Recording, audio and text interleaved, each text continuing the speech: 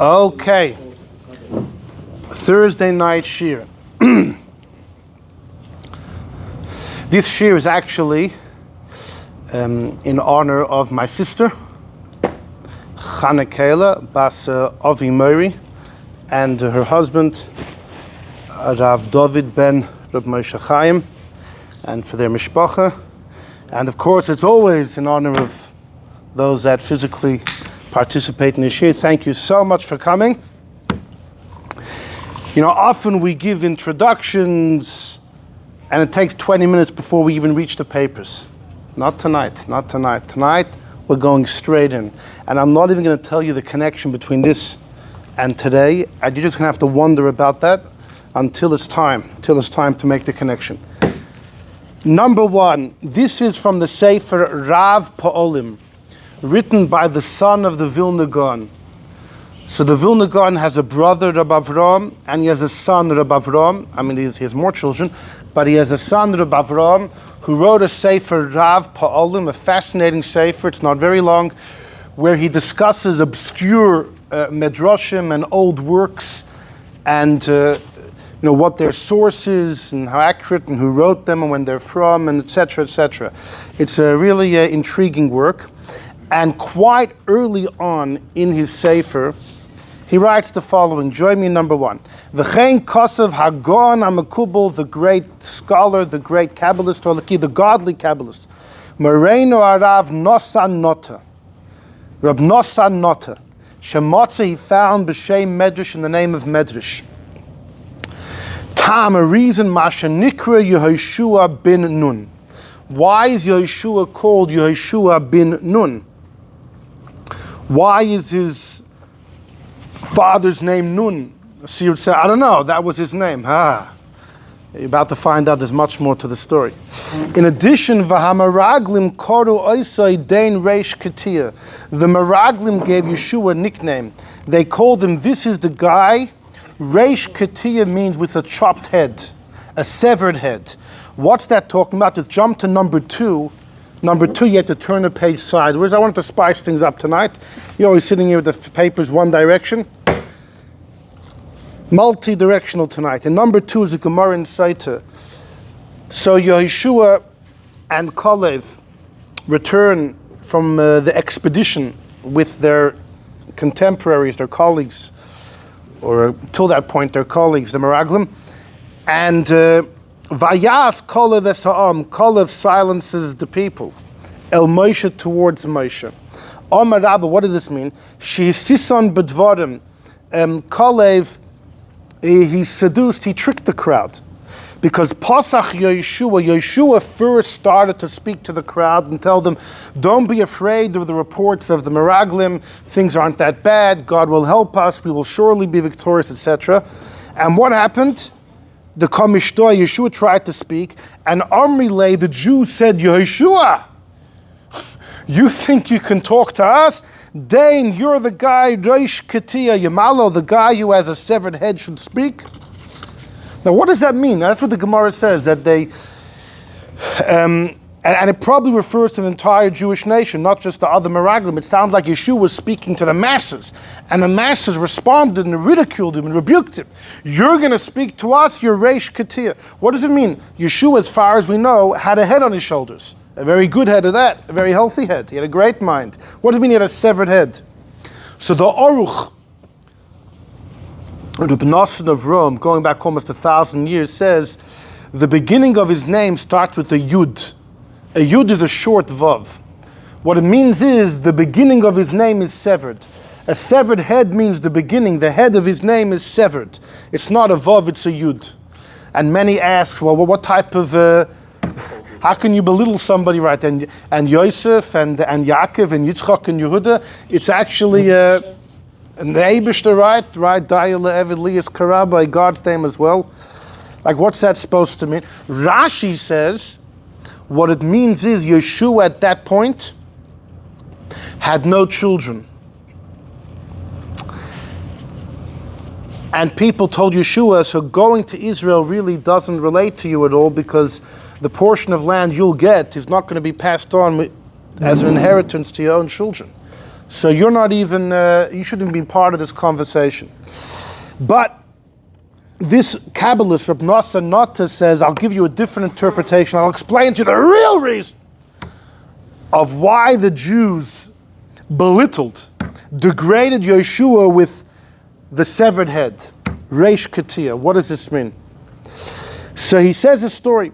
Sha'aviv shel Yeshua. Now, this Kabbalist Reb Nosson Nata, who we're not sure who he is, says that he says he found b'shem Medrash, Yeshua's father lived in Yerushalayim. Yeshua's father lived in Yerushalayim. What? All the Jews living in Mitzrayim? Okay, so that's not enough to throw out a story. You can't pull off a moonshine, and just because the name of the place doesn't add up, don't throw out the story. Okay. The Ishto Yakora, but Yeshua's mother was barren.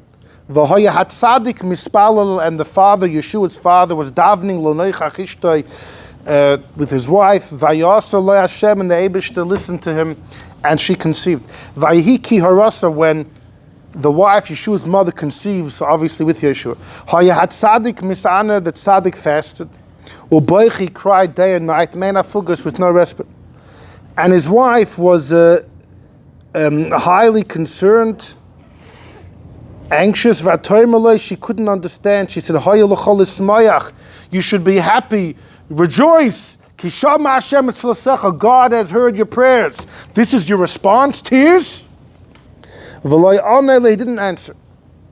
And she spoke to him day after day, and she pressed him with her words. Explain yourself. What's this response? Such a sour mood. So he told her the whole story, that he heard in heaven that this child that he would have will sever his head. He said, you're pregnant, right? The child you're going to have is going to kill me. She trusted him. She was a good wife. She trusted whatever the husband said. Right? She knew everything. She knew everything he said was accurate. He makes no mistakes. Vaikasha Yolda, she gave birth and is taka boy. So what does she do? Vatikach lo imay, the mother took a teva box. Vatachmano b'chein b'zefes, she covered it with that material. She placed the baby inside. The same thing we find by Holy Moshe. Vatash lechoisa, she threw the baby in the river. So that's the story of Moshe. Here we shift to the story of Yonah. The Eibishter sets up a dog godel, a big fish, to swallow the box with the kid. Vayhi ayoim, and punkt, around that time, the king made a big mishta, l'chol sort of avodav, made a big feast. And he needed a lot of fish, a big fish. Val yilkoi the sadog, and he captured that fish, that swallowed the teva, and it was brought to the king. Vayishaseh, they split open the fish, and lo and behold, the baby was still alive, inside the teva. The melech vayitzma, right? You think you're bewildered. The king was astonished, and all of his ministers. And the melech said, bring a woman to nurse the child. And the kid grew up in the palace. But here's where the story changes. V'yafked oisa liyas sandator. He was appointed to be an executioner, Sarat Habachim, Italian one who hangs people, Sarat Habach, the chief executioner. So this boy, who according to this story is Yehoshua, was Paro's chief executioner. The tzaddik, the father, who was living as a Jew, a tzaddik, he sinned to the king of Egypt.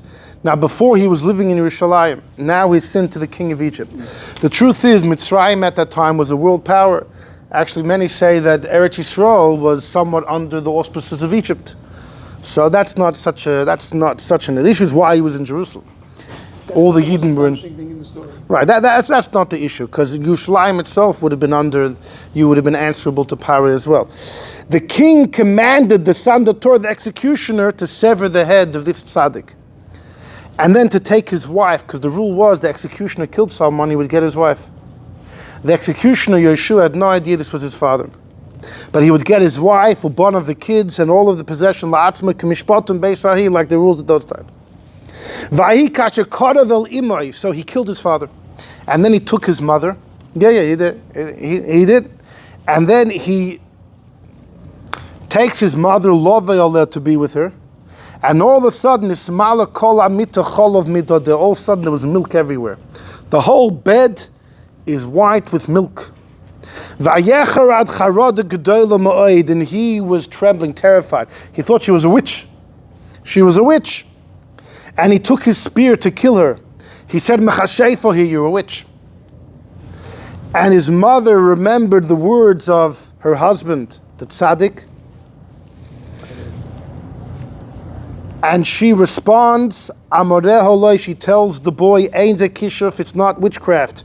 Rather, this very milk on the bed is the milk that nursed you when you were a child. This nursed you when you were young because I'm your mother. And she told him the whole story. And of course, he separated himself from her. Because he also, nizkar shmuasai, he remembered hearing years before the rumors that he was found in a fish. But he never knew who his father was, and now he found out. And that he had killed his father. And he did tshuva. And that's why the Lachen Karo Oisai bin Nun. Nun in Aramaic is a fish, because Yeshua was found in a fish. Beloshen Arami Nun. And that's why the Reish Ketiyo Karo Oisai HaMaraglim. He says the Maraglim called him. It sounds like it was the Jewish, the masters of the Jews refer, but either way they called him Reish Ketiya. You know what Reish Ketiya means? Either it means Bechlal, he would sever heads, he was an executioner, or they were saying, you severed the head of your father. Now you're going to tell us about not to be afraid of Eretz Yisrael. I'll say Ma'asov Rishonim, what he did to his father. That's the story over here. Okay, so it's quite a astonishing story. It sounds like a fairy tale. At best, is this found in any regular Medrash? No, it's not. No. It sounds like a mix of what happened to Moshe, a mix of what happened to Yonah. But the issue is more really, this is tarnishing Yehoshua's reputation, to say it lightly. That he killed, who knows how many Jews killed his father. On the other hand, it does give a great insight into the Gemara in Saita when they said the man with the severed head means the man that severs heads. And now you understand why they were belittling him. According to the Aruch, it was a yud without a vav, it's hard to understand. According to Rashi, well, your inheritance won't pass on because you don't have any kids. This is a much, now you really understand how when they said this, Yeshua was silent. When they said this, Yeshua didn't respond. So this is the Vilna Gaon quoting the story in the name of the Mekubal Elikid of B'Nosan Not, who says he found in the name of a Medrash. If you look in number 4, there's a sefer called Shivchei Eretz HaChaim. Shivchei Eretz HaChaim. His name was Rab Pesach HaKoyen. He was from the family of the Vilna Gaon.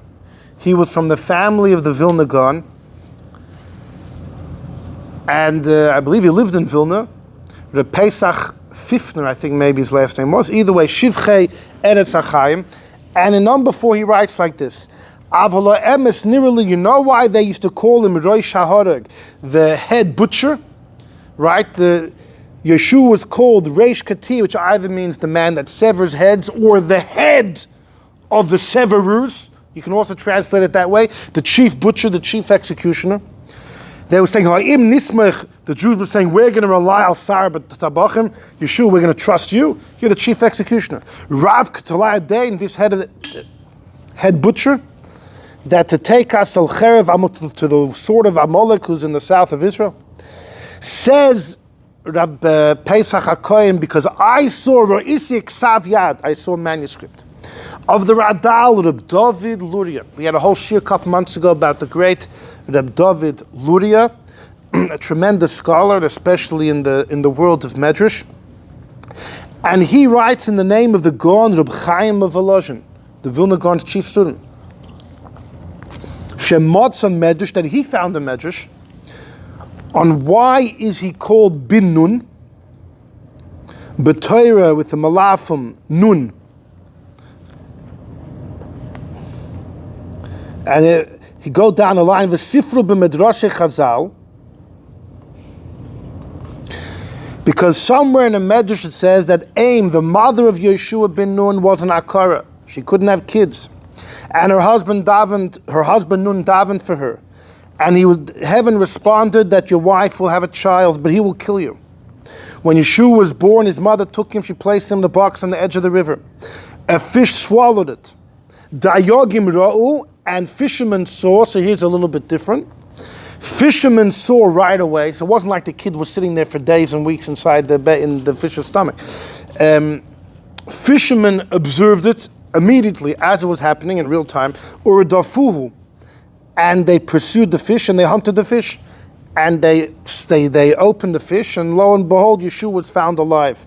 And he writes in brackets, a similar story happened in 1778 and 1755, that there was a story with a man and a fish. It happened many times. So apparently, anyone been swallowed by a shark, and then, you cut open the shark immediately, maybe the person's alive.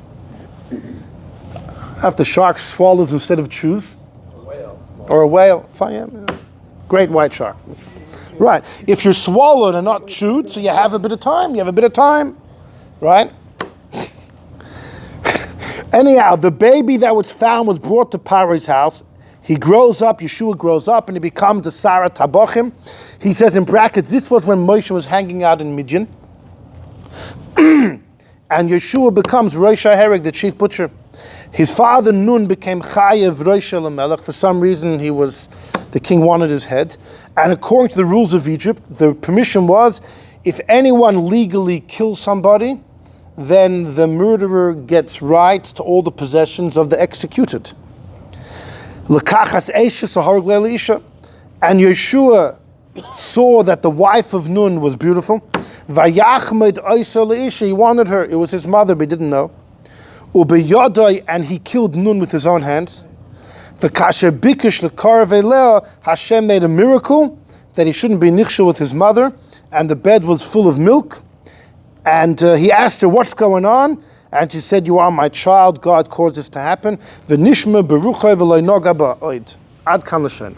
So here we have a record of this Pesach Kohen, who was a Groiser Talmud Chacham, and he saw a manuscript of Reb David Luria, who quotes Reb Chaim Volozhin, who found the Medrash. In number 2, it says to be Yodei Haragas Nun. Yeah. That means that he's not named Nun after the fish, he's named Nun after his father. According to this Medrash. The other one. Okay, this part Taka doesn't say the Nun came because of the fish. But fine.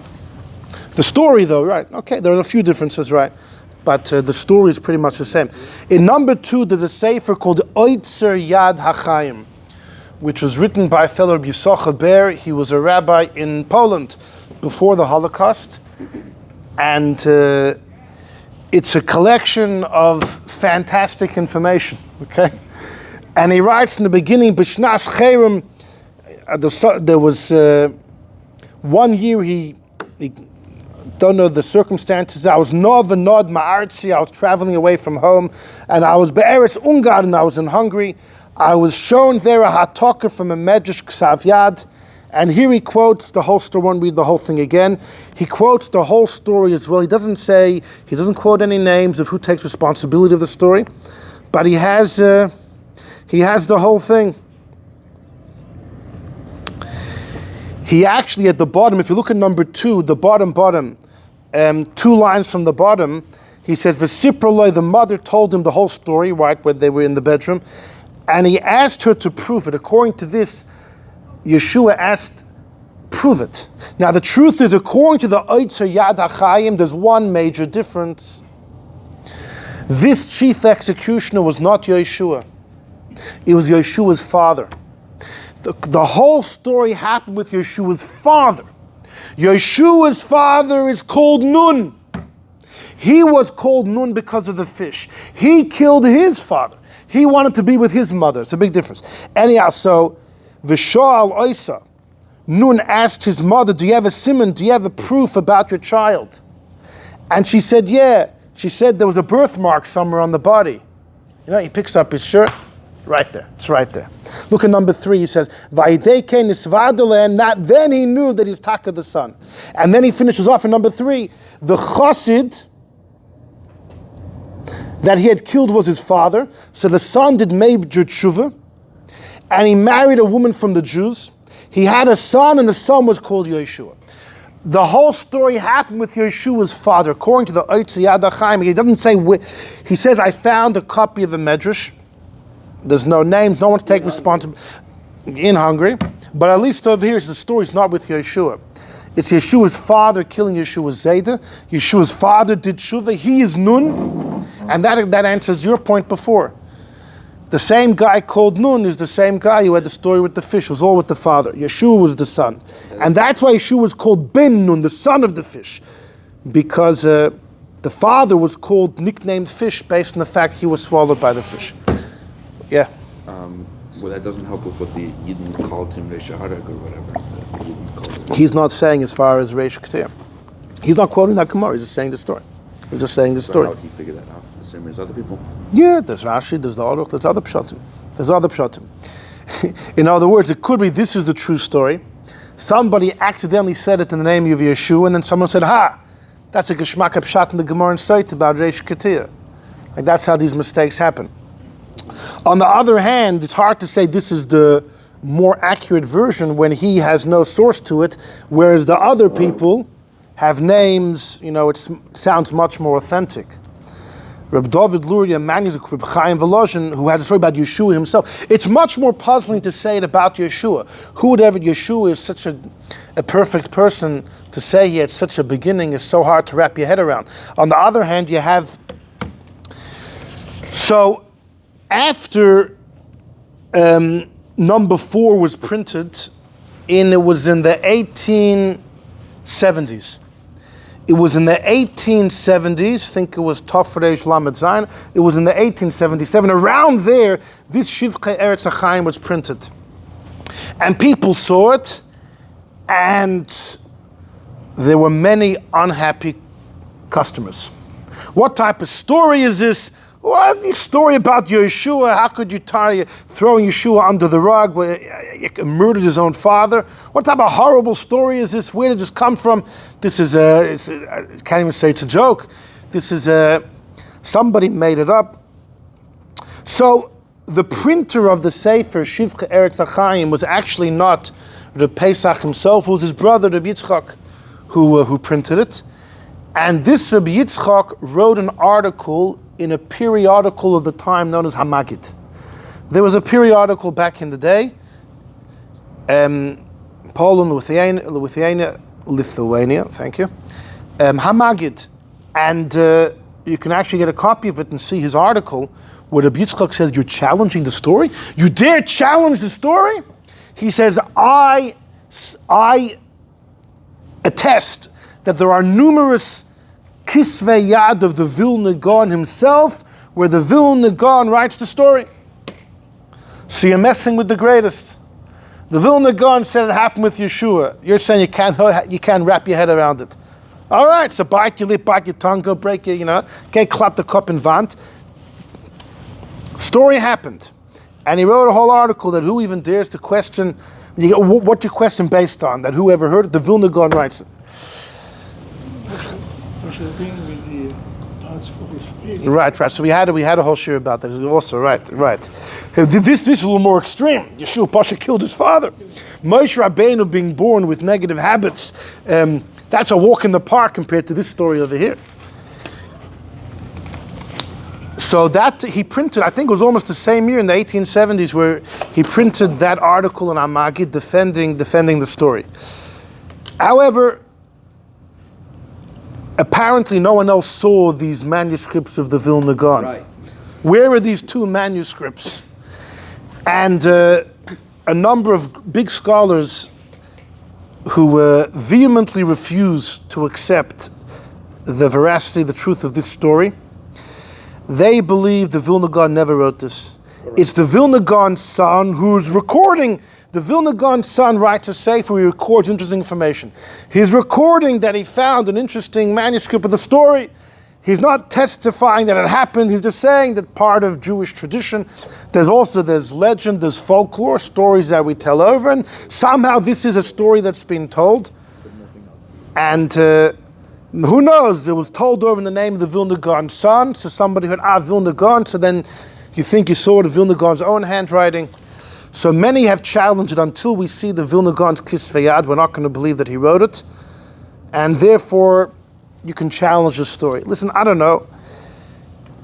You have, by the way, there's other sources than here, but you have quite a few sources. You have the Shivcha Eretz HaChaim saying he saw Reb David Luri write from Chaim Volozhin. What, are you going to say that never happened?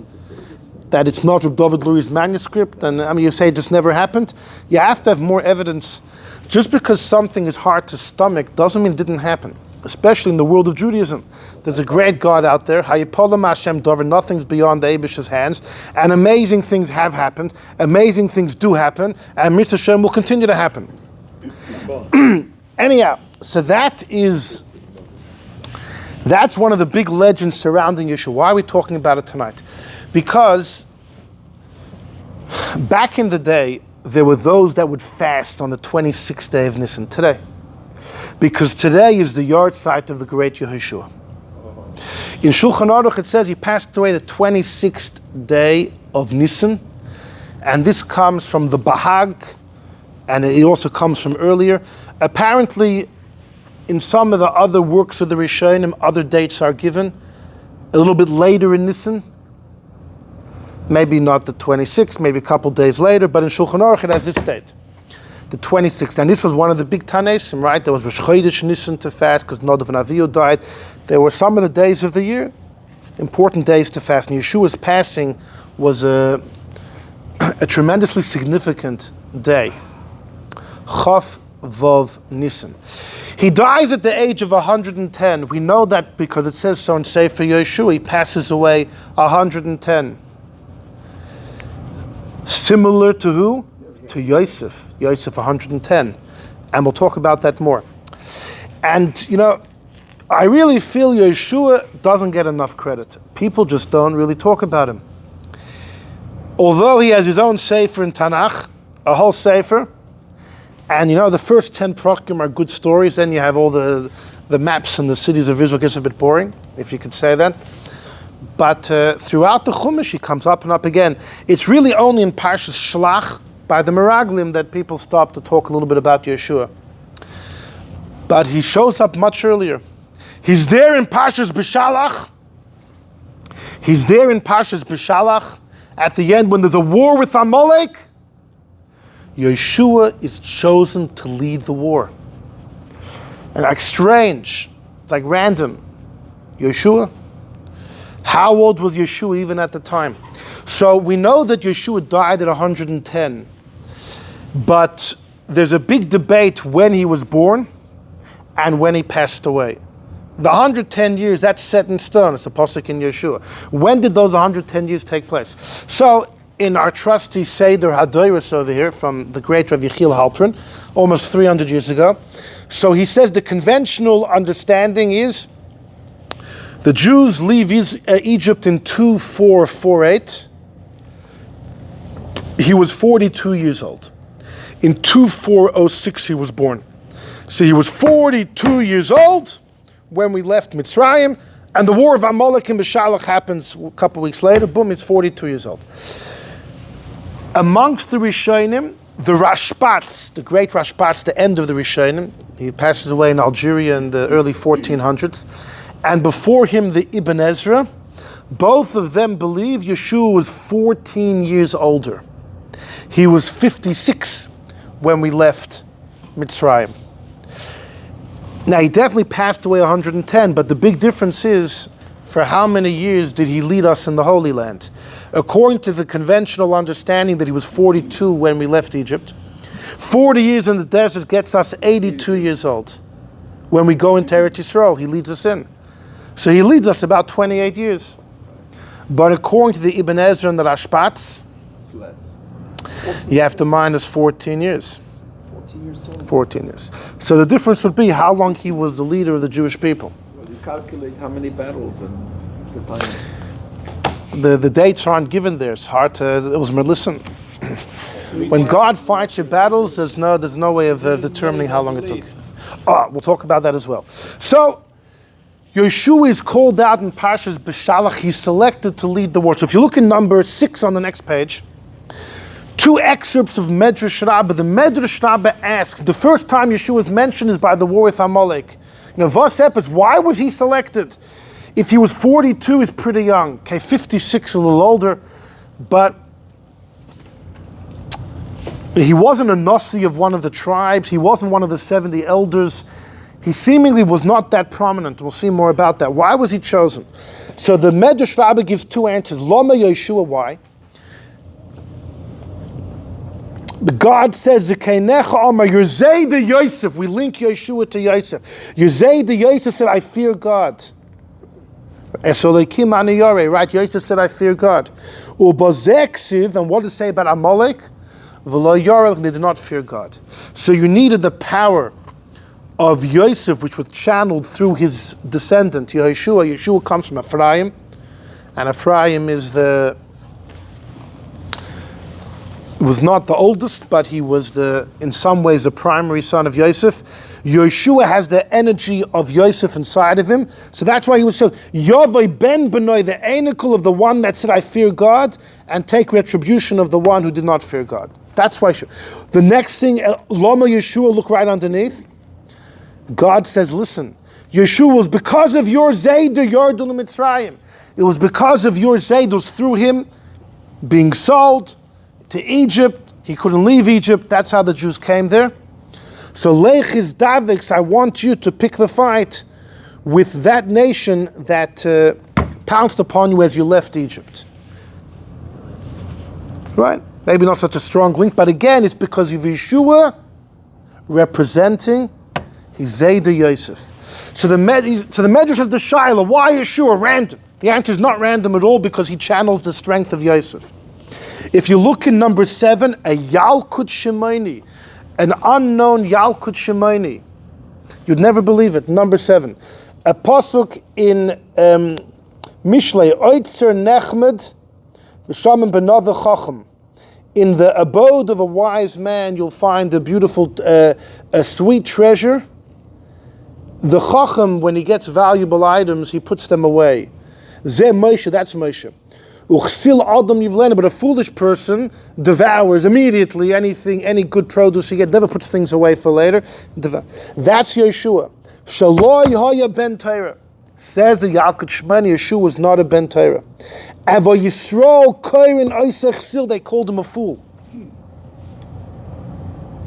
It's the only Medrash I know that says this. The yidden called him a fool. It's a Yalkut Shemani and Mishlei.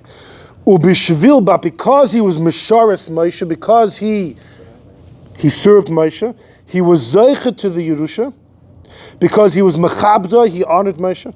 Upayris Hasadin al Afsafsel, and he would put on the bench that Moshe sat, there was a sadin, there was a sheet, a pillow, a cloth.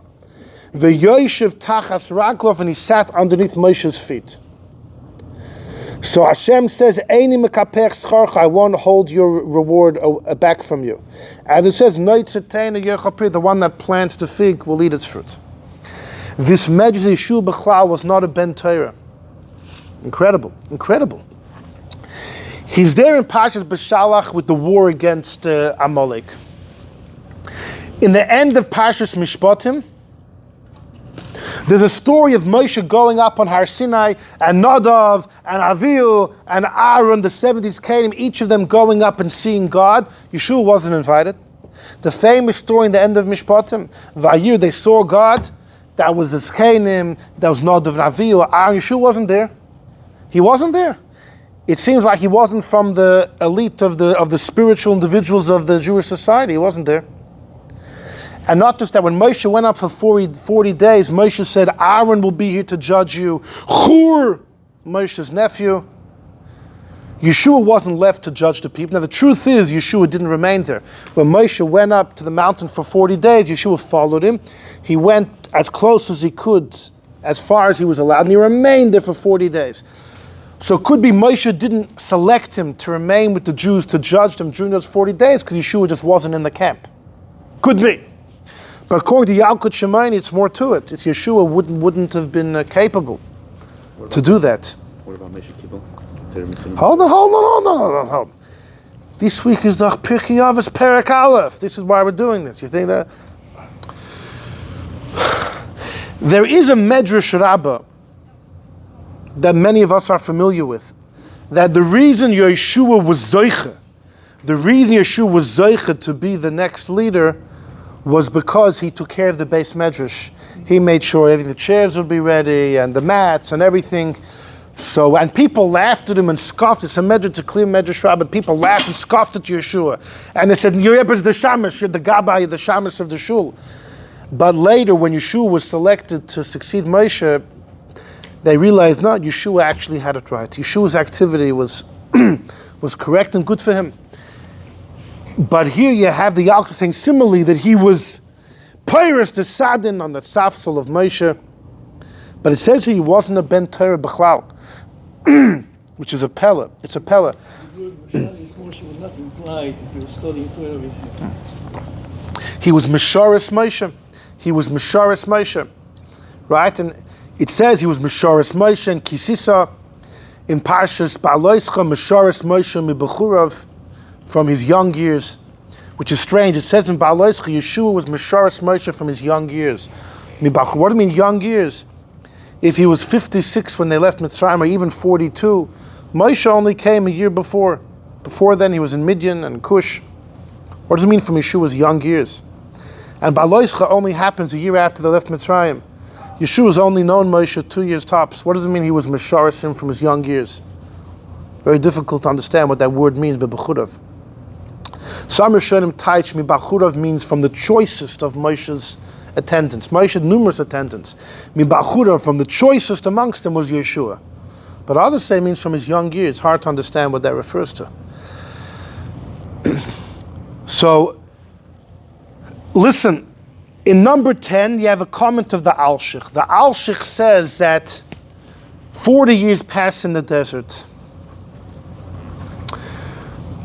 When Moshe passes on, the Pasuk says there's never a prophet like Moshe, right? And that, you can imagine, if that was written at the time, it's a shtech to Yeshua, who's going to be the next prophet.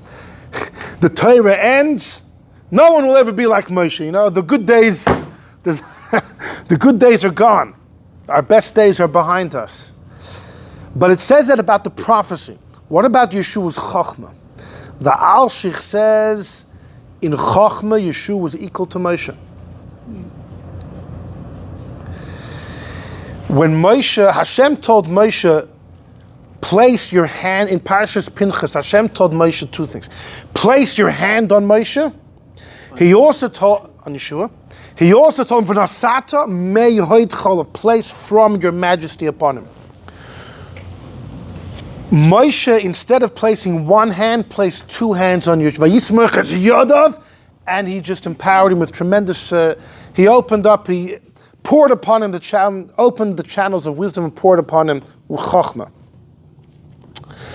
But when it comes to the Hoid, he only gave Mehoidcha from his Hoid, not the entire majesty. The majesty of Yeshua it didn't have the same grandeur as Moshe. And the Gemara says in Baba Basra, the face of Moshe was that of the sun, the face of Yeshua was that of the Levana. Pnei Moshe k'pnei Chama, Pnei Yeshua k'pnei Levana. Yeshua was like the moon. Rashi quotes in the Chumash, that's pshat v'nosata mehoidcha, from your majesty, not the entire thing. So when you learn that Gemara in Baba Basra, you wonder, Moshe is the sun, Yeshua is the moon. Does that mean in all areas, or specifically in prophecy? In prophecy, Moshe's face was like the sun, Yeshua was the moon. But in wisdom, maybe they were equals. The Sefer Ha'ikrim. I wanted to make a copy, but actually I lent the Sefer to one of my students. I hope he's using it, because the Sefer Ha'ikrim writes that, you know what it means, Moshe is the sun, Yeshua is the moon? Everything the moon gets is from the sun. Right? The moon is reflecting the light of the sun.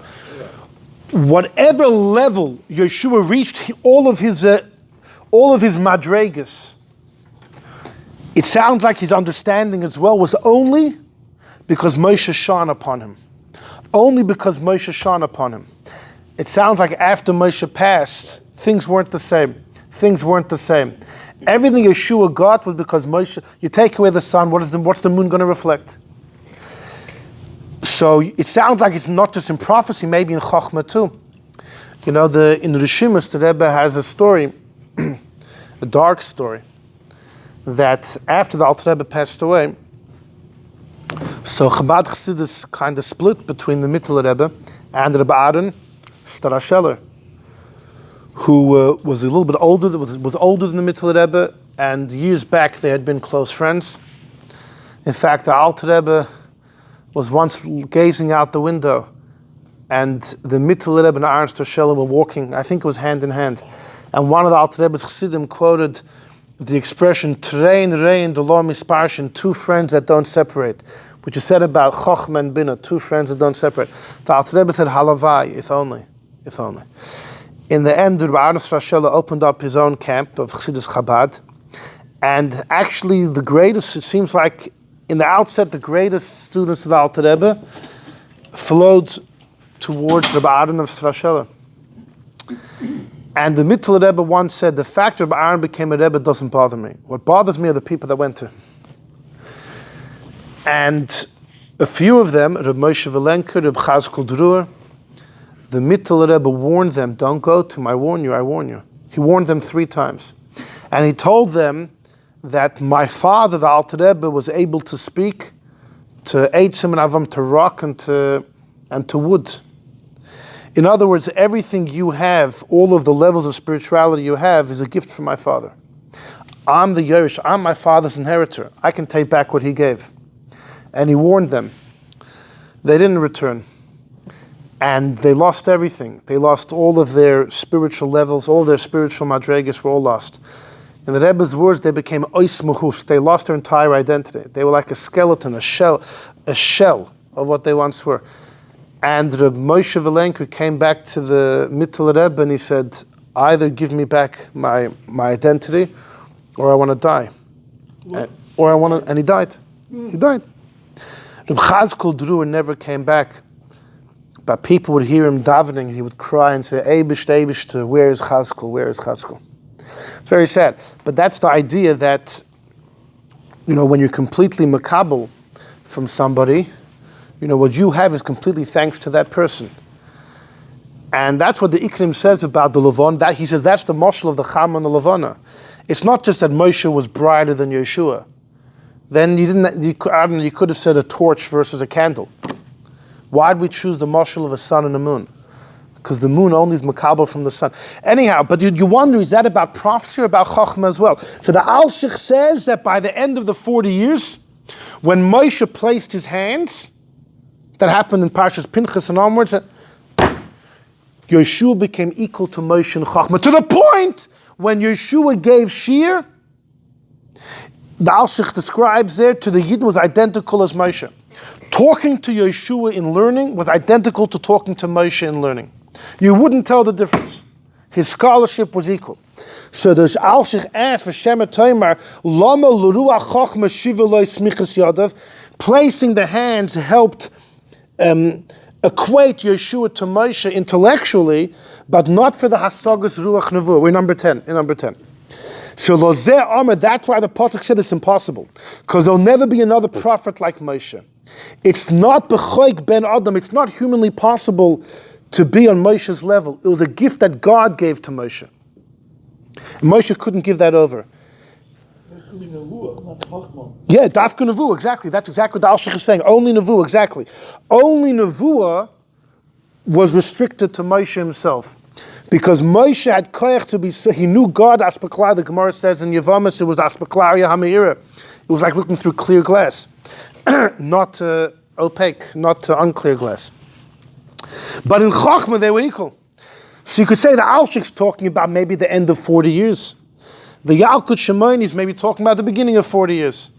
Like you wonder why in the end of Parshas Mishpatim, Yeshua wasn't chosen to judge the people. Maybe that was the beginning. Maybe there was a process. Yeshua was Mesharis Moshe after many years. After many years, he grew and grew until ultimately Moshe placed both of his hands. If you look in number 8, you'll see it's Garnish Pashat. In number 8 is a Rambam. The Rambam writes, Afa in the beginning, in his introduction to Yad HaChazaka, even though Torah Shebal Peh was not written, the oral law that Hashem told Moshe and Har Sinai was not written. Hashem told Moshe and Har Sinai the 613 mitzvahs plus all the explanations. That's all the oral Torah. Although it was not written, Moshe Rabbeinu taught the whole thing in his bezin to 70 elders. Okay, let's focus on his words. Because there were 70 elders. The first 70 came from leaving Egypt ended up dying. Either they were killed by the Egel with Chur, or a year later in Baloischa. That's a Machlokes and Medrash Rabbah. But then a new group was selected in the end of Baloischa, and then they're there. They're there for years. The Elazar, that's Aaron's son, Nadav and Avihu passed away. So you have Elazar, and Pinchas, Elazar's son, and Yehoshua, the three of them received from Moshe. So Moshe taught Torah to the 70s Canaan. But then you have three that stood out, Elazar, Pinchas, and Yehoshua. And then he says, amongst those three, Yehoshua stood out. Yehoshua, shehu Talmidai shel Moshe. Yehoshua is the only one who's called Talmidai. Rabbi Moshe Mosar, he gave over Torah Shebal Peh, v'tzivo aleh, and he instructed him on it. So you have Moshe has 70s Canaan that Moshe taught. There's three levels, Moshe teaching. Then there's three who are Makabel, and there's one guy who's a Talmud. V'chein Yehoshua. And so to Yehoshua, his whole life he taught Al Peh. And then he says, Kainim Rabim. Many Kainim were Makabel from Yehoshua. The Kibbel Eli, then the end of this Kainim, you have Eli, right? The end of the Shoftim. You have Eli. Eli Kohen Gadol, right? And it was in the year 2830 from creation. When Shimshon passes away, Eli becomes the Shofet, the Kohen Gadol, and everything. And also that's when Shmuel was born. The story of Shmuel's mother, Chana, that happened right when Eli became Nasi. He was still learning the ropes. That's why he attacks her now. Right? Can't say that. Anyhow, but he said, "V'kibel Eli was makabel from those Canaan who got, and from Pinchas." Now, does he say Eli was makabel from Yehoshua? No. Yehoshua taught this Canaan. Eli was makabel from this Canaan, but he also got from Pinchas, and Pinchas got straight from Moshe. So when you learn this Rambam, well, like this, what's going on? In number 9 is the Rambam on the next page where he counts all the generations back. He says you go back to Eli, mi Pinchas, mi Yehoshua. Here he says Pinchas received from Yehoshua. Really? In number 8 he doesn't say that. In number 8 he says Moshe had 3 prime students, Elazar, Pinchas, Yehoshua. Yehoshua was the Iker, fine, but Elazar and Pinchas. But it doesn't say it doesn't say Pinchas learned from Yehoshua. They were contemporaries. Pinchas never learned from Yehoshua, he learned from Moshe straight.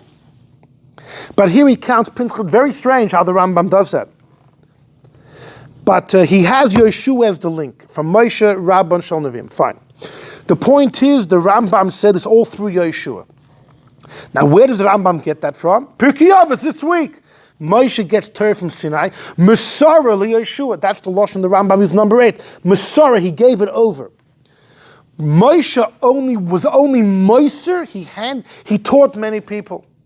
He only handed it over to one person, to Yehoshua. And that makes sense, the Rambam, that number 8. Because he was a student of Moshe, but he didn't get Moshe. The shaila is like this. You know, when somebody analyzes Yeshua's life, was Yehoshua the king, the warrior, the military strategist, or was he the Rebbe? Was he the teacher? Was he the Torah master? Was Yehoshua the greatest scholar in the desert under Moshe? In number 7, the yidden, they called him a chsil, they called him a fool. He wasn't a ben Torah. Even the Alshich says he became Moshe's equal at the end when Moshe gave him that gift. But during the 40 years, if you look in Eruvin, Daf Nun Daled, the Gemara records there. I don't have it here, but it's a famous Gemara in Eruvin. Rashi quotes from Kisisa. How did Moshe teach Torah? How did he teach Torah? Moshe would call in his brother Aaron, and Moshe would teach him that particular parsha. And Aaron would sit down. And then Aaron's kids would come, and Moshe would teach them. And then the 70s came, and then all the rest of the yidden. Yeshua has no mention. He's not mentioned. He's always by his side. He didn't hear it from God. God told Moshe, it says in the Gemara, Moshe would go into the Mishkan, the Eibishter would tell him something, and then Moshe would go and he would teach it to Aaron. And then, is what it says in the Gemara, then Aaron's kids, and then there's Canaan, then the rest of the Yidden. Yeshua is not even mentioned. But it also says he never left his side. So imagine when he came back from the tent, Yeshua. So how could he not be mentioned? But how could, not, it's according to the Rambam, he's the only Talmud. According to the Rambam, and look at the Rambam's perfect Lashon in number 8. The 70s came and Moshe taught. Then there were 3 that were makabel from Moshe, but only 1 Talmud who Moshe was Moshe the Torah and Mitzavim. And Yeshua is not mentioned in that Gemara in Eruvin. And people ask, but like, how do you explain that? If you look in number 11, just to add to the confusion, it's a very important Gemara in Tamura. I'm telling you, it's not Pashut. It's not Pashut. If you look in number 11, Gemara in Tamura, Omar Rav Yehuda Mashmul, 3,000 halachas were forgotten b'mei evloi shel Moshe. You ever heard this? The Jews cried for Moshe. I'm sure you. The Jews cried for Moshe 30 days from Zayin Adar to Zayin Nisan, and there was so much pain, anguish that 3,000 halachas were forgotten. So they told Yehoshuas, Sha'al, ask heaven, ask heaven. So Amrulem, I can't. He said, Loi b'shamayim, your Torah is not in heaven. You can't get answers from heaven. You have to figure out, you have to break your head. Gay clap the cup in Vant and figure it out. Years later, they asked Shmuel the same question. Now, this is strange. They forgot the tradition. Maybe they forgot the tradition of what Yeshua answered. And he told them, I can't. There's a pasuk that says, Eila ha-mitzvahs.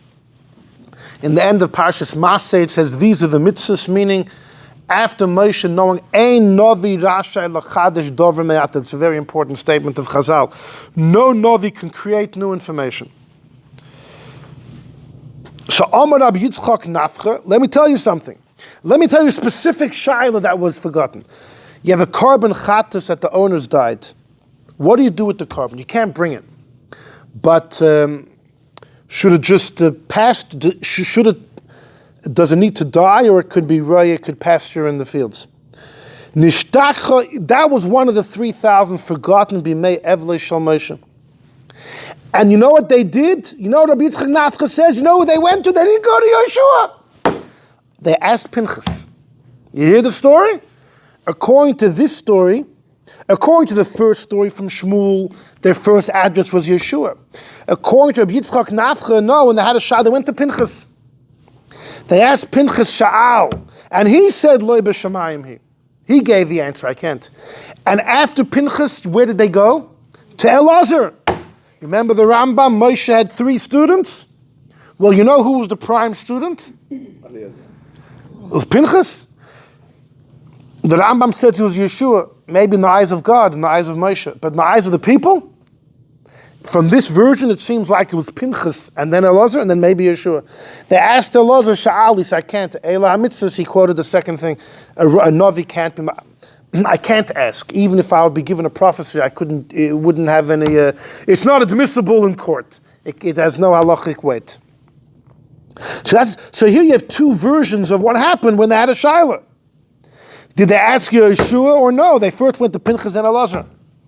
Not passionate about who was the greatest scholar. Amar Rav Yehuda Amar Rav. Look at the story. Continuing number 11. When Moshe Rabbeinu passes away, going to Gan Eden, he told Yeshua one thing. Before I go, he said, ask me any questions that you have. Moshe told Yeshua, this is your chance, last chance. Any questions? Now. He says, Rebbe, klum min achticha shoah achis, did I ever leave you for a moment?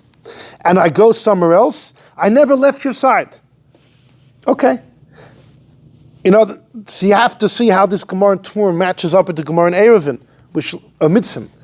You're saying he's there together with Moshe.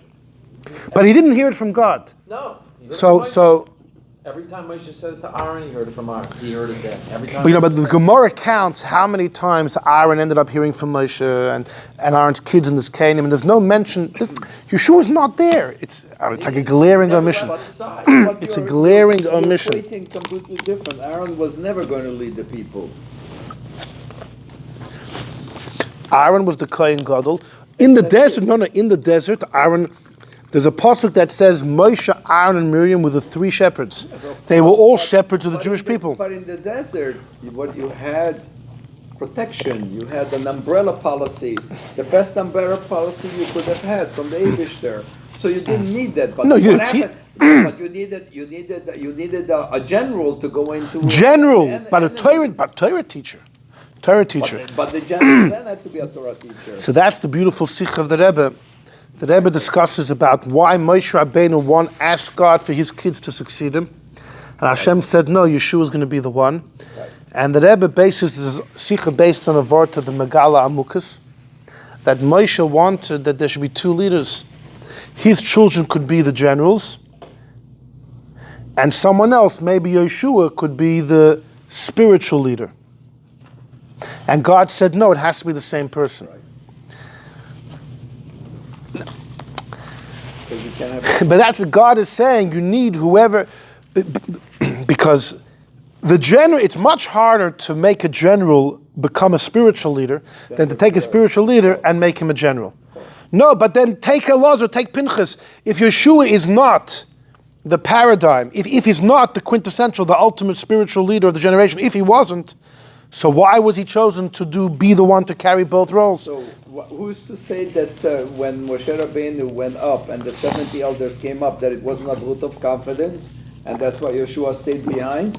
Because he put it to them. He said, Yeshua is going to be my selector. Do you agree? And they all agreed, so it happened. He didn't select him at that time. There's two stories in Mishpatim. One of them is that there was an incident, an episode, when Moshe, the Zkanim, Aaron, Nadav, and Avihu went up on Har Sinai and they saw God. Yeshua is not part of that story. He just wasn't invited. He was not invited to the party. Because the vote was about him. They were going to meet God. It wasn't a discussion about what to do with Yeshua. And then at the end of Mishpatim, when Moshe is going up for 40 days, he tells the Jews, Aaron and Hur will judge you. So those are two. But in the first episode, Yeshua was not invited. He was not. Let's continue the story. Hold on. Let's continue the story over here. Listen. Tonight Yeshua is not. We're not going to leave him under the rug over here. So continues the Gemara in Tamura. So Yeshua said, you wrote about me that the Masharis Yeshua never left the tent. Miyad Toshash Koichish. As soon as Yeshua said to Moshe, I don't have any questions. I was with you all the time. All of a sudden, Moshe became disenchanted. Maybe that's not the right word. He was disappointed. Moshe disapproved of that response. You know why? Rashi says Moshe thought Yeshua was saying, I'm just like you. Whatever you know, I know. But Moshe is the face of the sun. Yeshua is the moon. Apparently, not just in prophecy. Apparently in Chochmah too. And the fact that Yeshua told Moshe, I know everything you know, was Moshe thought it was out of line. So Moshe was disheartened. Disheartened is a better word. And because of that, Yeshua was punished. You hear what Rashi says? Yeshua wasn't punished outright because he had gaiva. He was punished because since Moshe detected some gaiva, Moshe was disheartened, and Yeshua was punished for causing that pain to Moshe. It sounds like the Eibusha doesn't directly hold Yeshua responsible for gaiva. It was only this roundabout. Very interesting Rashi. But either way, what happened to Yeshua? Yeshua forgot 300 halachas on the spot. You're like, Moshe, you don't need me. You don't need me. All of a sudden, 300 halachas and 700 halacha questions came up. And Moshe was gone. And all the yidden wanted to kill Yeshua. What do you do? So Yeshua davened. He asked heaven. And Hashem said, I can't tell you. I can't tell you because Torah is not in heaven. Either Jews are harassing you, get them busy in a war. Tardan b'mulchama. Enlist them in the army. As the pasuk says, after Moshe passed away, boom, they were enlisted. They went on their marshaled into Israel, the conquest of Eretz Yisrael. And then it says, b'masnisin tana. It says in a Tosefta, 1,700 kalin v'chamerin, kal v'chemers, gzei Rachav, diktukei seifrim, were all forgotten in the days of Moshe's Avelis. But because of Yeshua's own response, 300 halachas forgotten on the spot, 700 sfeikas. So again, Rashi says it wasn't that God held Yeshua responsible for. How could you say what you said? It was because he disheartened his teacher Moshe. But why was Moshe disheartened? Because Yeshua equated himself to him. Maybe he was equal to him in Chochmah. Apparent, and especially this was at the end of Moshe's life. This was after Parshas Pinchas. The Alshich says they were equal at that point. So there's a lot of loose ends over here. If you look in number 12, there's a Rashi in Pirkei Avos. Moshe kibel Torah misinai. You know what Rashi says? You're about to do Pirkei Avos. Look what Rashi says. Now, many hold it's not actually written by Rashi, the commentary under Rashi's name, but nonetheless it says, Moshe taught it to everyone. As it says, Moshe wrote the song Bayom Ahu and he taught it to all of the yidden. So V'loma Nemar Masra Yeshua. If Moshe taught everyone, what's Yeshua? What about Elazar? What about Pinchas? What about the 70s Canaan? The child we had on the Rambam. The 70s Canaan, Pinchas and Elazar. What's Yeshua? So says Rashi, Loi Rotza L'Moshe. We're talking about the Mesirah handing it over. Moshe did not want to be Mesirah only to someone that was Meimis Atzmai Min Urav Ba'alei HaChochma. Moshe felt, in order to be worthy, to be the recipient of the Mesirah, of the Messiah, of the Torah, it's only one who completely disengaged from physical life from his young years in the tents of Chochmah. The Torah says Yeshua never left the tent of Moshe. I think what Rashi's saying here, he wasn't just making Moshe coffee. It was the tents of Chochmah. What was Yeshua doing by Moshe? He was Mesharas Moshe. He was Moshe's Gabbai. He was the secretary, arranging Yechidus. No. He soaked up every word of wisdom.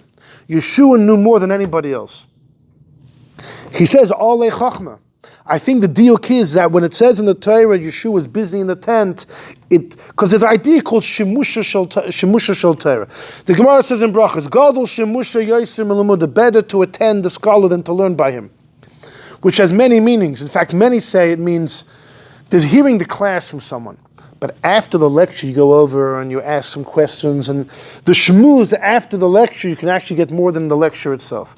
But others say, no, Shemusha Shel Torah means to pour the coffee, to help them walk, to carry their bags. And but Rashi seems to dispel that notion. And he had a shame tov ba'olam, and this is only Yeshua, as it says, La yamish metoicha ayils, the oil of Chachma. And even though it says about Pinchas in Malachi, about Eliyahu, Torah's emes hoisa b'fiyu, he has the truth. Nonetheless, Yeshua was moist for himself to Chochmah more. It's an astounding Rashi.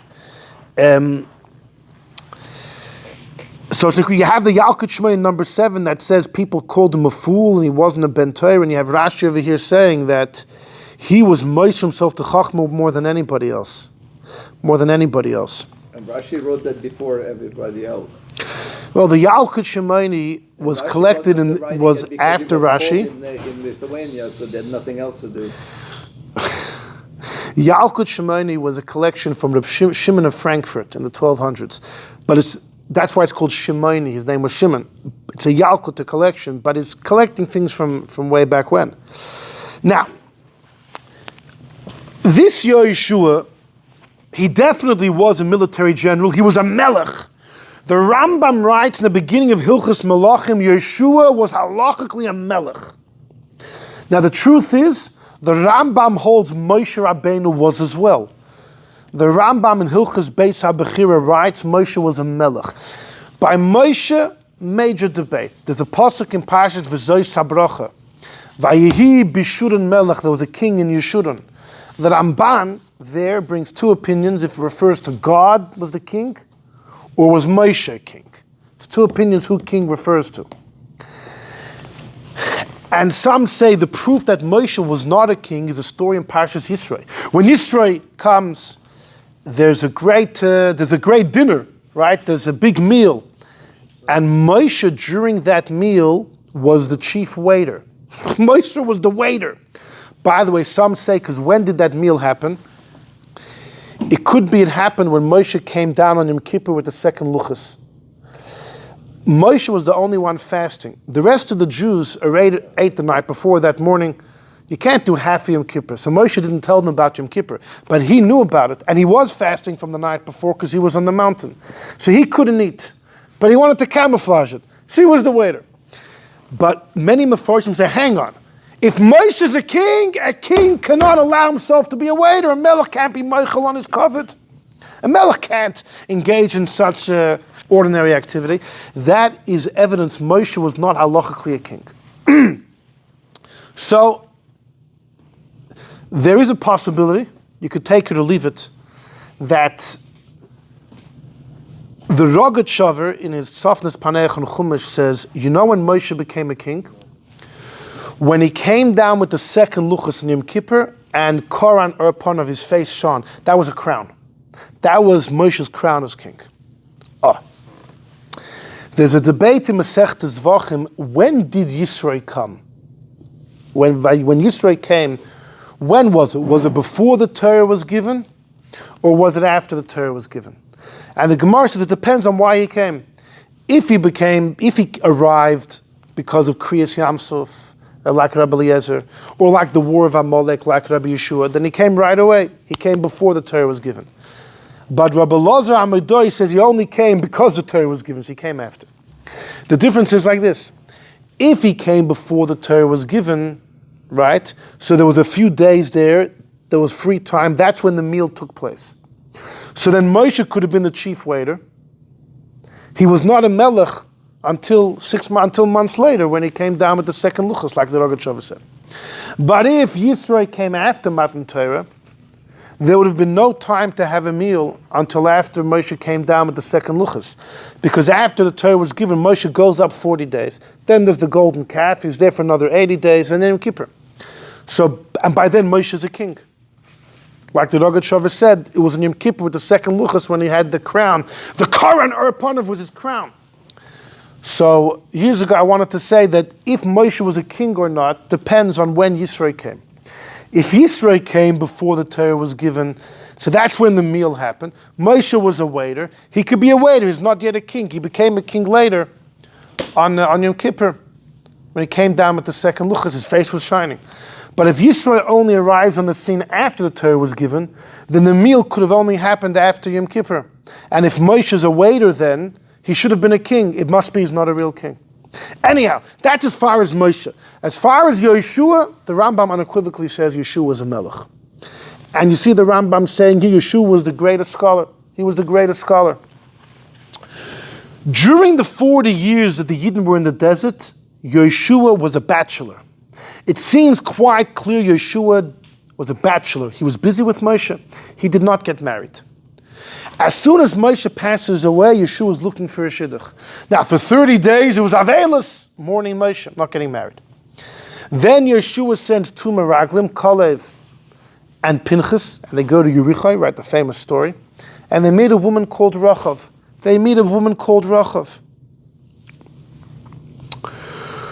Yeshua marries this Rachav.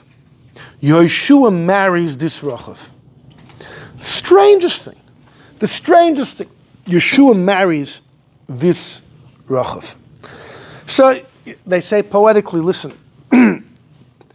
Yeshua never looked around for a wife. He was attending Moshe's entire life. Now it's time to find a shidduch. So he hears about a woman, Rachav. That's it, the first woman he met. The issue is this Rachav has quite a history. Look at number 13 of Gemara in Tzvachim. Rachav tells Pinchas and Kalev that the nations here in Israel, in land of Canaan, are so afraid. are so afraid of the Jews that nobody has any spirit in them. And says the Gemara, "Filu akshu ye nami loy akshu." They can't even have a kishur. They can't get hard. So the Gemara, "Umino yoda." How would she know that? The Amar Mar. Let me tell you a story. Ein l'chok kol sar v'nagid shaloi bo'al Rachav hazayna. There was no aristocrat, prince, leader that didn't spend the night with Rachav. And she could testify that all of them had a hard time with intimacy because they were so afraid of the Jews confiscating the entire land, their kingdoms, stealing their kingdoms away.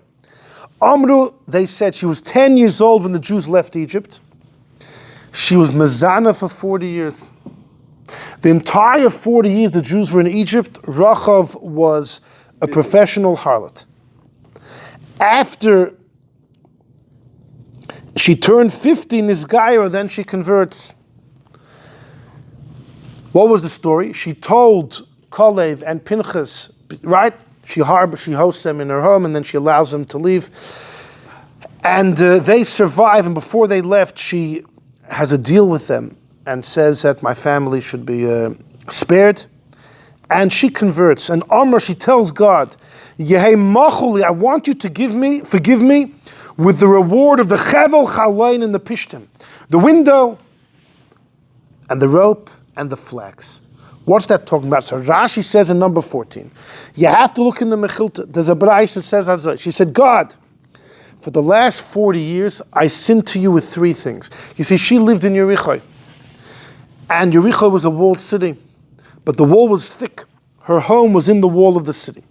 How would these aristocrats come to visit her? They wouldn't go through the front door. People don't want to be seen, right? Clandestine, incognito. So she lived in the wall. The window was led directly to outside of the city. There was a rope dangling down. You could climb up the rope, no one would see you. If you were worried that inside her hotel you may be exposed, so she would hide people in the flax. She says, God, I sinned to you with 3 things. Please forgive me with the same 3. Says Rashi, the menafim, the adulterers, would ascend to her through the chavolim, through the ropes, through the window, and they would descend the same way.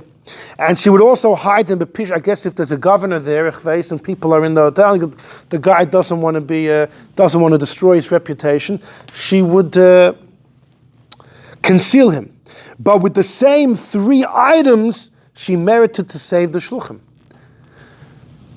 The king of Yericho sends word to Rachav, you're harboring terrorists, and he wants to get them, and she hides them in the flax, and then she lowers them through the window, down them. She says, with the same 3 items that I sinned, forgive me with the same 3. So that for 40 years she was sinning Azai. And all of a sudden she does a little tshuva. It's incredible, right? She sinned with those items for 40 years. Alles is good. And then all of a sudden, with one good maisa, you can change everything around. Tshuva's b'shayta chada b'riga in one moment. You know, the fact that Pinchas and Kalev agreed to save her, Mela, but for her to marry Yeshua, the Rishonim are bothered. The Jews were told, Lo yisachaya kol neshama, no soul in Eretz Canaan can be left alive. How did Pinchas and Kalev make this deal with her? They're not authorized to do that. And after they made the deal, how was it binding? It's masna masha kosev b'Torah. You're making conditions and against the rules of the Torah. Why did Yeshua honor it? The Jews honored it. And then she converts. How was she accepted as a convert? If God says she can't live, so you want to let her off the hook is one thing, but she definitely can't join the Jewish nation. And then for Yeshua to marry her? So the traditional answer is that the laws of Lo Yisachaya Kol Neshama, and there's another law. Lo Yisis Chasen Bam, you can't have chasnas with the 7 nations of Canaan. There's a big debate in Gemara, does that apply only before they convert or even after? The accepted opinion is even after they convert. So Rachav is living in Canaan. So how did Yeshua marry her? how they keep her alive, how they convert her, how was he allowed to marry her? So the accepted answer is that all of those rules began after the war commenced. After the Jews entered the land, the war has begun, then there's no private deals to keep people alive, and can't convert, and even if they would convert, can't marry them. But before the Jews entered the land, that whole process had not yet begun, and therefore it was okay. So there was a halachic loophole. She could convert, she can be spared, and you're allowed to marry her as well. But you think from all women, this is the woman Yeshua chose? This is the woman Yeshua chose? Look at number 16, a Gemara in Megillah. Arba noshim yaf yafiyos hayu ba'elam. There were 4 beautiful women that ever lived. Sarah. The first one you always have to know is your wife. Now who are the other 3? Arba noshim yaf yafiyos hayu ba'elam. Sarah, Avigail, right? Not David's sister, but David's wife, who's also a prophet. Rachav and Esther. Ulaman da'amar, according to the opinion that Esther that Esther had a greenish complexion, then mapik Esther, you remove Esther. My voice is about to go. Ma'ayil Vashti, and it would count Vashti. Taner Abbanan, there was a brayse. Rachav bishmo zinsa. Just by saying Rachav's name, hearing her name would cause a person to do immoral acts. Yael b'koila, hearing Yael's voice would bring a person to that point.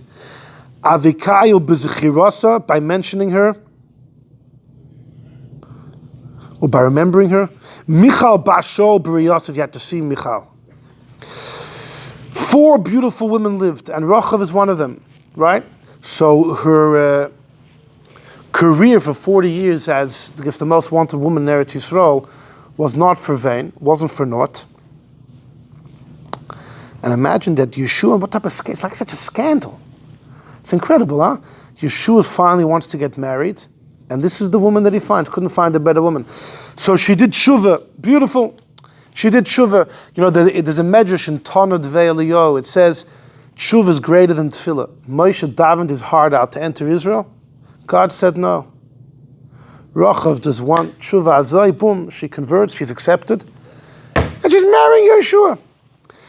Somebody asked the Noida B'Yehuda, why would the Gemara record 4 beautiful women? Like, why is this even important to know? To be in Talmud, in the Gemara? So he says, no, this is important information. He says, Sarah, she was beautiful. And yet Avraham never noticed. Married to her for decades and decades. To give you an appreciation of who Avraham was, that he had all this beauty in front of him, and it never caught his eyesight. Nebuch for Sarah, right? But for Avraham. And for Avigail and Rachav, he says, the Gemara is trying to tell you about how powerful lust can be, the Yetzer Hara can be, that because of their beauty, therefore, by mentioning Rachav's name and Avigail, look what can happen.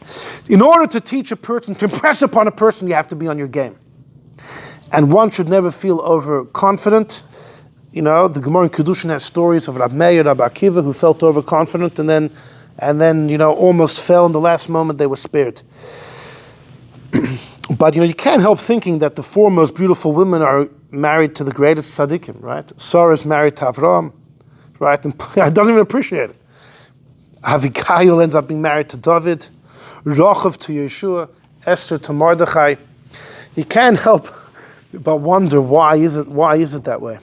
Abigail was Jesus or David. There's an old Chassidic sefer.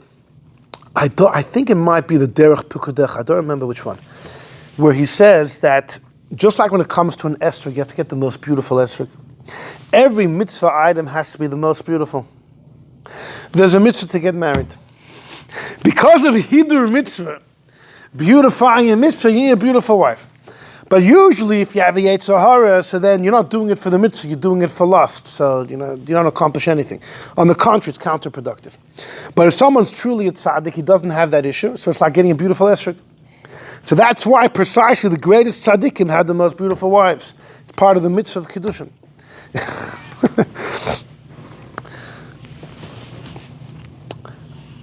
So, here are two things. If you look at number 18, comes the great Rav Chaim Vital. This is in the Sefer Gilgulei Neshama from the Rameh Panu, Menachem Rebbe Panu. He says, Rav Chaim Vital says the reason why Yeshua married Rachav the Zayna was because Yeshua is a Gilgul of Yosef. You know why they both lived 110 years? It's not just Yeshua's a descendant. And not just he embodied the legacy and the energy of Yosef. He has Yosef's soul. He's a reincarnation of Yosef. That's why they both live 110 years. That's why in number 6, he was chosen to lead the war against amalek, because he's the continuation of Yosef. He's the one that fears God. Or he's the one that brought the Jews to Egypt, etc. But Yosef abstained from Eishes Adonav. Yosef said no to, what's her name, Zilcha? What was her name? Eishes Potiphar. Zilcha? Yeah, the wife of Potiphar. He abstained. Now he took her because she came as Rachav. The wife of Potiphar comes back as Rachav. You know why Yeshua married Rachav? Yeshua is the soul of Yosef. Rachav is the wife of Potiphar. And because Yeshua... So he waited 280 years to get her? He's lucky he got her at all. Right? Most of the time you don't get... Maybe he's lucky, maybe not. Let's see. And then he says, because Yeshua was from the level of the moon, he was the face of the moon, that's why he was busy in the city of Yericho. Yereach is moon. So that's what Rav Chaim Vital says, very simple. That's why he married her. She was his soulmate. She felt it the time before, but she was too early. She jumped the gun. You're like, wait, a couple hundred years, but we'll get there. We'll make it happen. And they had a beautiful family. Only girls. Yeshua and Rachav only had girls. But the Gemara says in Megillah, many prophets descended from them. So the shidduch was a great shidduch. According to Rav Chaim Vital, 50. 60. 10 and 50. 40 years in the 40 desert. and 10. 50, Okay, 50, sorry, all I'm right. older, I apologize. So that's, the Chidah in a couple places discusses this and says there's more to the story. Because if you look at number 15, the Mechilta has a bit of a different version of what Rachav told God. Rachav Hazayna was 10 years old when the Jews left Egypt. Look at number 15. And for all 40 years, she was Mazana, that we know. At the end of 50 years, she's Megayer. And she told, Rebbeinu Shalom, but note the difference here. I sinned to you with 3 things. Nida, I never was careful about my Nida blood. Chala, kosher. And Hadlaka, I didn't light candles. With 3 things, forgive me. Which 3 things? The fact that I saved Kalev and Pinchas with the rope, with the window, and with the wall. As it says, she lowered them with the rope through the window because she lived by the wall. Rashi, number 14, quoted this Mechilta. He had a very different version of the Mechilta. Rashi's version was, her sin was that for 40 years she allowed people into her home with the rope and the window. Here the Mechilta saying, no, the sins was Nida, Chala, and lighting candles. So some suggest the Mechilta should be flipped. She says, God, I sinned by allowing adulterers to enter my home with the window, the rope, and everything. Forgive me with the 3 mitzvahs I'll accept upon myself, that from now on that I'm Jewish, just flip it around. The Chidah says you don't flip it around. She was guilty for not keeping her nidus for 40 years. But why? She was a guy. Says the Chidah, you know who she was? You don't know who she was? The soul of Rachav was a powerful soul. And sometimes the most powerful souls are born into Gentile families and need to convert. But when they do convert, they're called a ger shenizgayer, not a goy shenizgayer. A ger shenizgayer. The Rebbe would quote this from the Chidah, that they were already partly Jewish before they converted. Rabbi Yankov Emden, by the way, says that if a Gentile becomes convinced about the truth of Judaism, they have an obligation to convert. What obligation? They're a goy. No. If they become convinced of the truth of Judaism, that could be that their neshama has been stirred. At that point, they owe it. They owe it to God to convert. So who was she? And when they convert, they're considered Gershon is Geyer. They've always had that. It's not a real change. They've always had that Jewish connection. So, her soul. No. She was the soul of Tamar, who Yehuda was with. When Yehuda was with Tamar, they gave birth to the ancestor of Mashiach.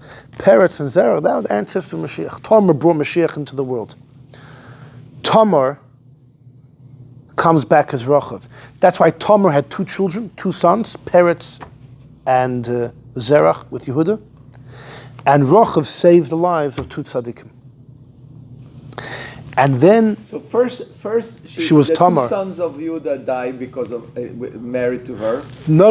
Yeah. But that wasn't her fault. They gave out Zerah Levatol. It's their problem. Okay.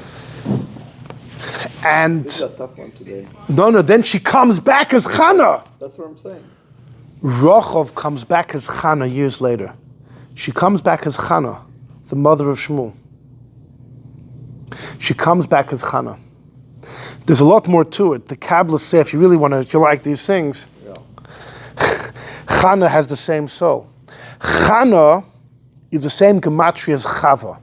Vav and a Nun, 6 and 50. How is that the same? In Misper Katan, in small numbers, you drop the 0. So it's 5 and 6. They're interchangeable. Chava came back in the soul in the body of Sarah. Avram and Sarah were reincarnation of Chava and Adam. And the Yud of Sarah was taken to Yeshua's name. So that links. If you like these Kabbalistic soul gymnastics, you have a link of Yeshua and Rachav. But says the Chidah, because she's the soul of Chana, who was a prophet.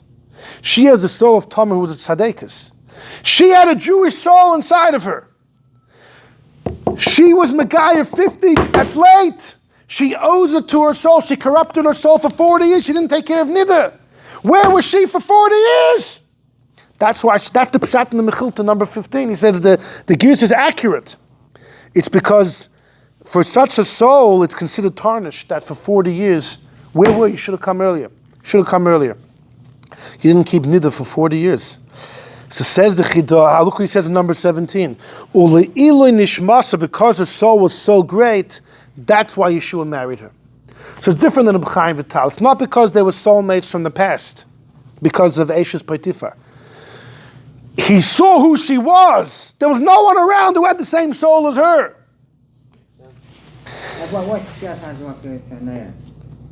Yeah. What? Shabbos, I guess it means Shabbos, but that's the woman's special. And then he married her, and they had children, prophets, generations later. Now, the Gemara says in Megillah there were 8 Eineklach who were prophets. It counts Yirmiah. It doesn't count Yekhezkel. Very interesting. The Chidah says you count Yekhezkel too came from her. Yekhezkel also came from Rachav and Yeshua.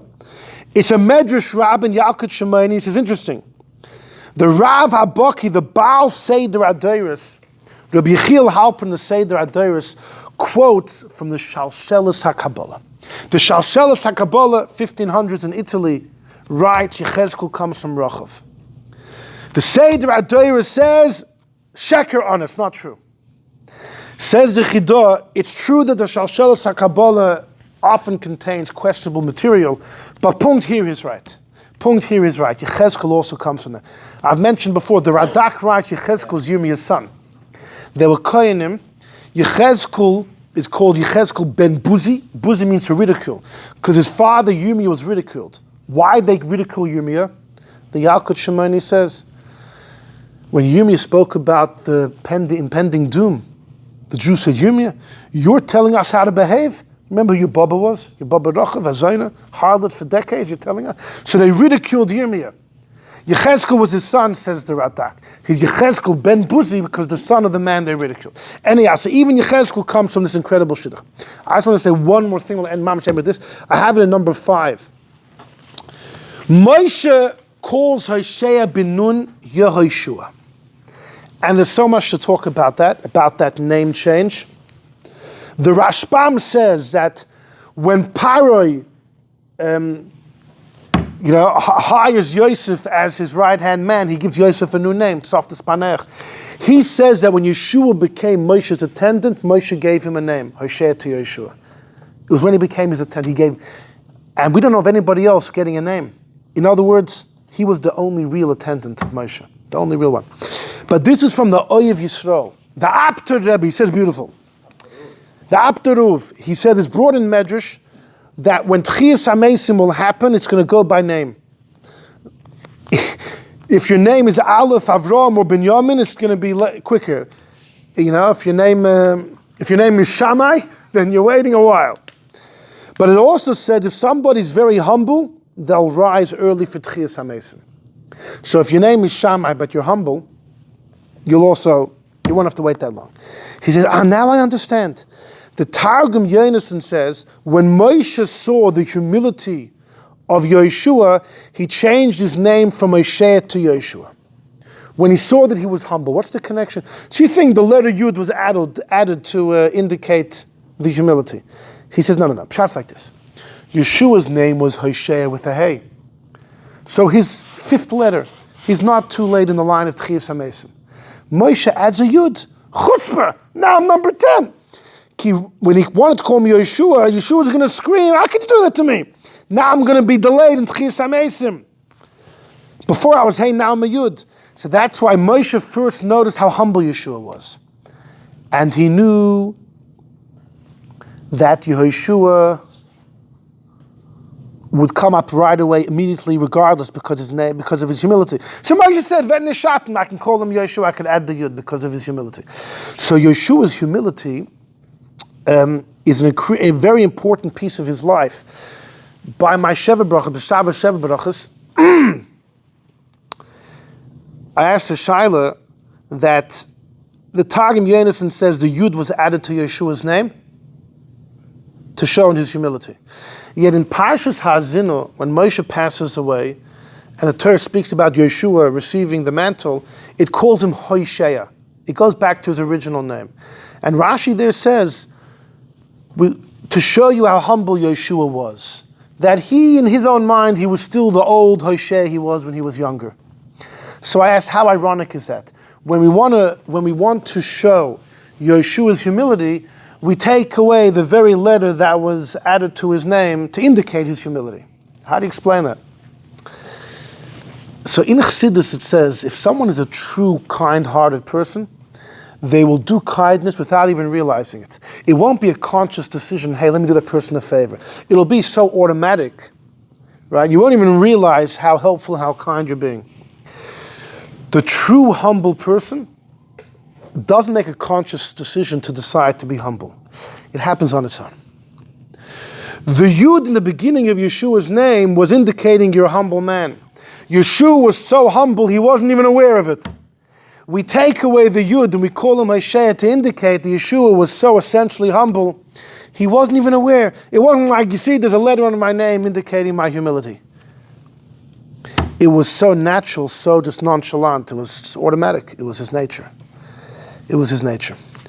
So Yeshua was the king of humility. He learned that from Moshe. According to the Rambam and Rashi, he was the greatest scholar of the generation. And the Rambam says he was a king. He was a melech, so he was the man. And according to the beginning story of the Shir, he had humble beginnings, very humble beginnings. So look how great he became. Anyhow, today is his yahrzeit. It's Chusa Yagen Aleinu. Amen.